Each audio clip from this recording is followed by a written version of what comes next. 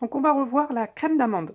Alors pour la crème d'amande, on a besoin de beurre, de sucre, d'œufs et de poudre d'amande. Alors j'ai pas de poudre d'amande, j'ai de la poudre de noisette. Si vous avez ni l'un ni l'autre, je sais que c'est un petit peu cher, vous pouvez mettre de la noix de coco en poudre. Ça change un petit peu, je sais plus avec quelle classe je l'ai fait. Non, c'est avec les pâtissiers. Donc voilà, vous mettez même de la, voilà, la noix de coco en poudre, c'est très très bon. Euh, Après, moi, je vais rajouter un petit peu de vanille. Donc ça, c'est de la vanille en poudre que j'ai acheté chez Audio. C'est très bien. Et un peu de rhum. Vous n'êtes pas obligé de mettre du rhum, hein, bien sûr. Moi, j'aime bien dans la crème d'amande. Alors, je vais vous montrer comment on procède. Donc, j'ai mon beurre pommade, hein. Vous avez vu la texture qu'il a, mon beurre. Je vais simplement venir ajouter mon sucre dedans, que j'ai pesé, hein, au préalable. Alors normalement, la crème d'amande, c'est ce qu'on appelle un temps pour temps. Donc là, j'aurai 50 g de beurre, 50 g de sucre, 50 g d'œuf, donc un œuf. Un œuf, c'est 50 g, et 50 g de poudre d'amande. Maintenant, moi, j'aime quand c'est un petit peu moins sucré, donc là, j'ai mis que 30 g. Je vous mettrai les quantités en bas de la vidéo. Donc voilà, ce qui est important, c'est que votre beurre soit bien pommade. Si il est trop liquide, bah, ça va pas être top.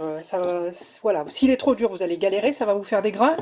Et si il est trop mou ou voire fondu, bah, ça vous donnera pas la même texture quand vous allez le cuire. Ça va marcher, hein, bien sûr, mais ça sera pas pareil. Donc là, après, une fois que j'ai mis ça, je mets mon œuf, je l'incorpore petit à petit. Alors, je le fais pas au fouet, je préfère le faire à la maryse. Parce que si on incorpore, moi je l'ai appris comme ça, si on l'incorpore au fouet, ben, on incorpore beaucoup d'air et ça veut dire que notre appareil il va beaucoup gonfler à la cuisson et il risque de déborder. Donc moi je préfère le faire à la maryse, c'est un peu plus pénible mais je préfère. Donc là maintenant je viens rajouter en dernier ma poudre ben, là de noisette, hein, mais d'amande ou de noix de coco si vous avez, voilà, si vous n'avez pas ce qu'il faut. Donc là, voilà, ça me fait une petite crème. C'est ça, la crème d'amande. À savoir que là, je vais vous montrer sur une autre vidéo, je vais faire une tarte amandine du coup.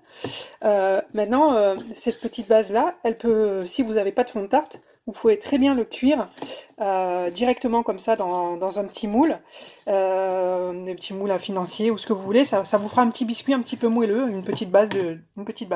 Nous, on va voir la crème d'amande, donc enfin, on va voir la tarte amandine à la framboise. Et je vais vous montrer quelque chose aussi, une autre façon de faire aussi. Voilà.